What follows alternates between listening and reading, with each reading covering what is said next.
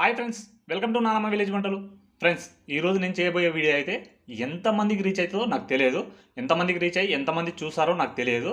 కానీ చూసిన తర్వాత మీ అమ్మని కానీ, మీ నానమ్మని కానీ, మీ అమ్మమ్మని కానీ, అలాగే మీ ఇంట్లో పెద్దవాళ్ళు ఎవరుంటే వాళ్ళనైతే ఒక ప్రశ్న అడగండి. అదేందనేది తర్వాత చెప్తాను. ఫ్రెండ్స్, ఈరోజు విశేషం ఏంటంటే ఈరోజు కోరణ పున్నమి. అంటే చాలామంది ఈ కోరణ పున్నమి అంటే ఏంటో తెలియదు అసలు. కానీ కొన్ని వందల ఏండ్ల చరిత్ర నాటి నుండి మన వాళ్ళు పూర్వీకులు ఈ కోరల పున్నమి నాడు ఒక స్పెషల్ వంటకాన్ని అయితే చేసుకునే వాళ్ళు. అదే బెబ్బరి కుడుములు.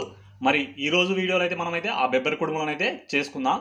మరి ఈ బెబ్బరి కుడుములను అయితే మీ ఇంట్లో ఎప్పుడైనా తిన్నారా? లేకపోతే మీ అమ్మ వాళ్ళు కానీ, మీ అమ్మమ్మ వాళ్ళు కానీ, మీ నానమ్మ వాళ్ళు కానీ, ఇంట్లో ఎవరైనా పెద్దవాళ్ళు ఉంటే వాళ్ళు ఎవరినైనా అడగండి.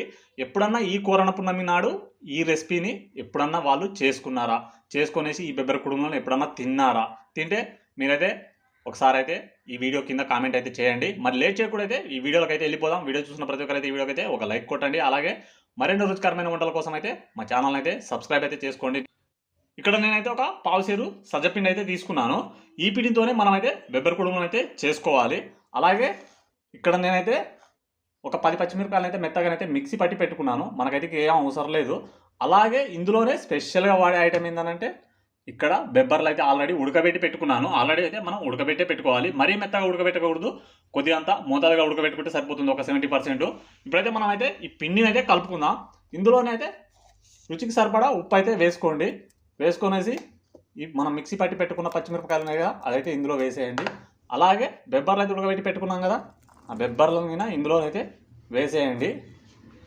వేసేసి ఇప్పుడు కొంచెం కొంచెం నీళ్లు పోసుకుంటూ మరీ పలచగా మరీ మందంగా కాకుండా కలుపుకోవాలి పిండిని అయితే.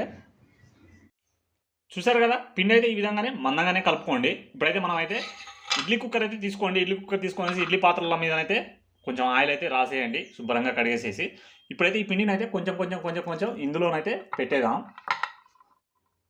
చూసారు కదా, ఇడ్లీ పాత్రలలో మనం అయితే ఇడ్లీల పిండిని అయితే ఏ విధంగా వేసుకుంటామో ఆ విధంగానే ఈ పిండిని కలిపి అయితే వేసుకోవాలి.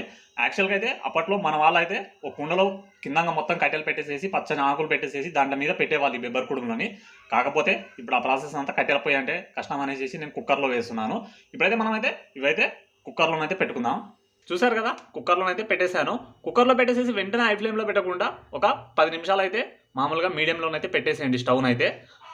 ఇప్పుడు మనమైతే ఈ ఉడికే వరకు అయితే వెయిట్ చేద్దాం. మరి ఈ ఉడికేలోపు అయితే ఈ వీడియోకి అయితే ఇంకా లైక్ కొట్టకపోతే లైక్ కొట్టండి. అలాగే మన ఛానల్ కొత్తగా వచ్చిన వాళ్ళైతే సబ్స్క్రైబ్ అయితే చేసుకోండి.